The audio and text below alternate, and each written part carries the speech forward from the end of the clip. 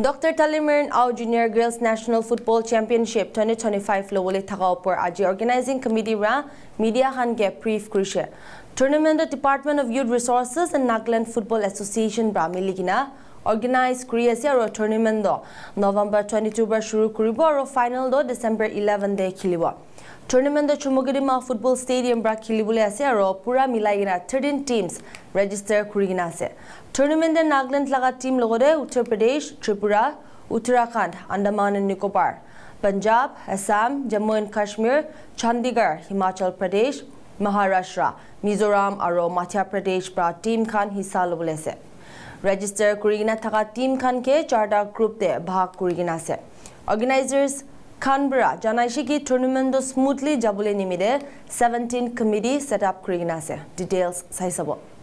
Good afternoon and welcome to this press conference. I give special thanks to all the media teams and the fraternity who are here to cover this press conference here today. I am the Commissioner and Secretary, Department of Youth Resources and Sports, and along with me I have my Director, Sri Ketositio, and also our NFA President, Mr. Nibu Sekose, and also our Additional Director, Youth Resources, Sri Megulu Dole. We have invited all of you to this press conference to talk about and also to explain to you regarding the Junior National Girls Championship 2025-26, which is going to be held in Chumugidima on the 22nd of November. So it's just few days away, and we are also so honored that the All India Football Federation has named the championship as Dr. T. Au Junior National Girls Championship. A tribute to the legend Dr. T. Au, who was the first captain of the Indian Olympic football team in 1948. We have many teams who are likely to arrive very soon to the state.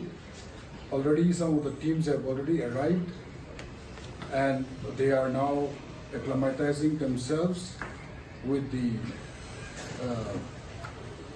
environment in Chumugidima. And likewise, this time the Department of Youth Resources and the Nagaland Football Association, we are joining together, we are collaborating to make this championship a success. So as we go on with our press conference, I would like to give time to my colleagues here,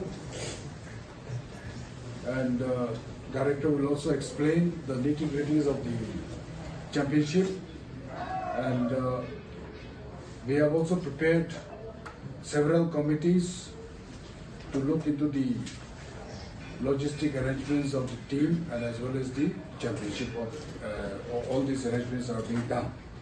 So now Sri Ketositio, Director, may like to explain something about this championship. Thank you, sir, for this time, and thank you, dear friends from the media, for coming to this press briefing. In spite of the short notice you have come, so we are really grateful to you. Your involvement with the sports fraternity in the state is what is taking our state forward as far as sports is concerned. Our state, under the government of our Honorable Chief Minister, Dr. Nipurio, has been doing a lot of things, and this is one major event which the state is organizing this time. We hope to have more such events in the near future too. Starting with this Dr. T. Au Junior Girls National Football Championship, we have about 13 teams already registered, and they have already given us their confirmation that they'll be arriving. Already 2 to 3 teams are already there in Chumugidima since the 16th of this month. There have been some delay as far as the fixtures are concerned because some teams had to at the last moment cancel their participation in view of the difficulties being faced while procuring train tickets to our state, and that is a common phenomenon which we are facing as of today. Hopefully in the future this will not be an impediment to hosting any such tournament. Now out of these 13 states, these 13 states have been divided into 4 groups, Group A, B, C, D. And this Group A, B, C, D will play league matches among the groups for the first round. Thereafter, 2 groups will be playing the semi-finals against each other. And then finally, the final will be played on the 11th of December at Chumugidima Football Stadium inside the police complex. We have identified hotels also where they are going to be put up. And in order to ensure the smooth conduct of this tournament, we have set up 17 different committees. The first is the steering committee headed by none other than our Honorable Chief Minister himself, which includes members from the police as well as the cabinet. So that is the steering committee. And then under the steering committee, we have the organizing committee headed by our commissioner. And then there are many other committees which looks into affairs such as transportation, accommodation, catering, technical, and so on and so forth. So we hope that this tournament will be a success. And in order to make it into a success, we would like to appeal, one big appeal which we would like to give to all the public of our state is that to come and witness not only our state playing, but even other states playing also. Because we believe that, we believe that the girls in sports, particularly women's sports, is going to be what is going to define our country in the days to come. In the run-up to the 2036 Olympics, which our country is bidding, and also the Commonwealth Games, which our country is going to host, I think our women sports is going to play a major role in bringing laurels to our country. And therefore, we are trying to encourage women's sports, and this is one such event which we are trying to do. Thank you. And organizing committee extend a warm welcome to all the media friends. You are the pillar and success of our sports in our state. Just to remind ourselves a little bit of how Dr. Teo has become a legend. First club he played is Maharana Club Guwahati. He played for 1942 and 43, and he moved to Calcutta. And he joined Mohun Bagal Club Kolkata, and he played for Mohun Bagal for 1943 to 51. And he played for West Bengal State in Santos Trophy. Under his leadership, West Bengal has won Santos Trophy in 1945. And he led India team to Europe, and he played many of the country and Far East India like Hong Kong, Singapore, Kuala Lumpur, Bangkok, and Dhaka. And on 31st July 1948, in 14th Olympic, which was held at London, which we call London Olympic, he led India team as a flag bearers, and he was the captain of that in that Olympic as a India football captain. 1966 to 69, he was appointed as a selection committee for All India Football Committee, and in 1972 he was appointed as All India Council of Sports as a ESCO member. In 1972 to 80, he led Nagaland Football Association as the first president for NFA. In 2004, our Honorable Chief Minister Dr. Nick Hiru has renamed Inter-District to Dr. Teo Inter-District, and which recently we have played for the 24th time.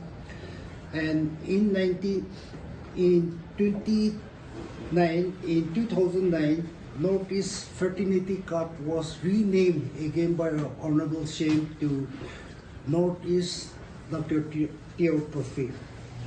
And with the blessing of our Honorable Chief Minister and all your blessing in 2024, All India Football Federation in the Executive Committee, which was held in the month of September, renamed National Football Championship Junior to Dr. Teo Trophy.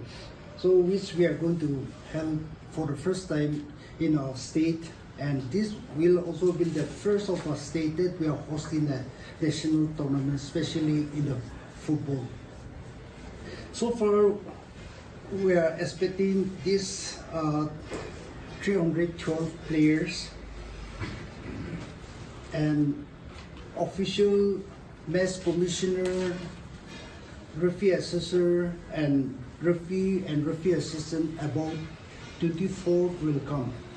Already match commissioner and All India Football Federation deputy manager, which we call in the competition department, he has already arrived.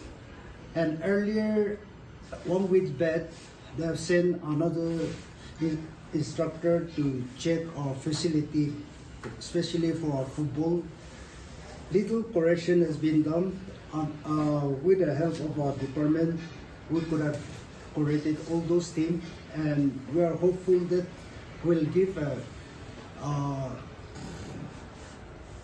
competitive spirit for the all India state, and many of the state coming to our state. This will be the first time they are coming, especially even for the team coach, team managers, and for the girls. We are trying to make the tournament as a memorable one. Once again, I express my heartfelt thanks to all the media team, and if you have any query to be asked, you can put a question. We have Maharashtra, Madhya Pradesh, Punjab, Assam, our home state Nagaland, and Can I say? yeah, you can continue. Okay, we have Group A. It is Uttar Pradesh and Tripura. Then we have in Group B, Uttarakhand, Andaman and Nicobar, Punjab and Nagaland. Then in Group C, we have Assam, Jammu and Kashmir and Chandigarh. And in Group D, we have Himachal Pradesh, Maharashtra, Mizoram and Madhya Pradesh. Group A only 2 teams. Group A only 2 teams. There were 4 teams, but it has come down to 2 teams because Meghalaya has not been able to participate. Then we had earlier another 2 teams. So 3 teams were there. Pondicherry also, they have not been able to get tickets, so they are not coming. And it's mainly because of tickets, like I stated earlier. They are not able to get train reservation to come. And Meghalaya probably because they are hosting the national games in another 1.5 years time. Any referees from our state officiating the matches? From our state referees. We have one Mechivile. We have only one qualified referee, so Mechivile is there. We are trying our best to produce our national referee, but we could not be to do that much. But at least we have 184 referee now. So what the individual have to put in the individual effort, otherwise how, in spite of giving our best effort, we could not be able to achieve that one, but we are trying our best. So we are trying to send for referee assessor and match commissioner also. Recently they have given collab, so though we are not qualified, but we are asking the federation to have a special consideration for our state where we don't have referee assessor and all this thing. Coming back to the inaugural part, on 22nd at 9 a.m. Andaman and Nicobar will play against Punjab. But that will be the first match. But for the opening ceremony, which will be playing by Uttarakhand versus our state, where our Honorable Chief Minister will be our special guest. We are using only one. Earlier, we are planning to use two in IG Stadium Kohima and Sumukadima. But due to this friendly ground program, lots of repairing is going on, so we cannot host national game, national tournament along with that preparation. So we have shifted down to Sumukadima. So total days of matches. There will be altogether 14 days of matches. There will be breaks in between. The matches will start from 22nd November onwards, and the final, as stated earlier, will be played on the 11th of December. And during the league phase, there will be 2 matches every day. Age group is below 16 and above 30. That between above 30 and below 16, it should be. So we are trying our best, given all our effort, so that our state team, which are participating now, will be playing for the next year under 17, which are aim also on that one also. Even in national championship, there are 2-3. So we are trying to send our team, which we are building up now with in collaboration with our youth resources. So we are planning on that line, and even Subato, we are planning on that line. So we will utilize our girls, which we are training now. In fact, our girls, if we see the achievement, is exceeding our expectation. But I don't know the tournament, when tournament comes, we cannot say, but which we are giving training, now the way they're playing is we are expecting, we are having a high hope on our girl now. This is actually qualifying round. It's a tier 2. And if we are qualified, then we'll go for tier 1. By virtue of hosting, we can go right in the tier 1, but we don't want to take that risk, so we ordered for tier 2. Even Santos Trophy, without qualifying round, if we host, we can go for the final round. But that is a big risk. But for the men, we are hopeful, but for the girls, since we are starting only this year, so we want to go slow. So how many teams will be selected from here, or how many teams will qualify from here for the tier 1? To go to tier 1, 2 teams will go.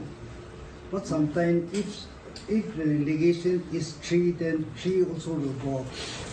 Sometimes ups and downs, but champion and runners-up is sure to be in tier 1. So in all, how many teams will be in the tier 1 competition? 50-50.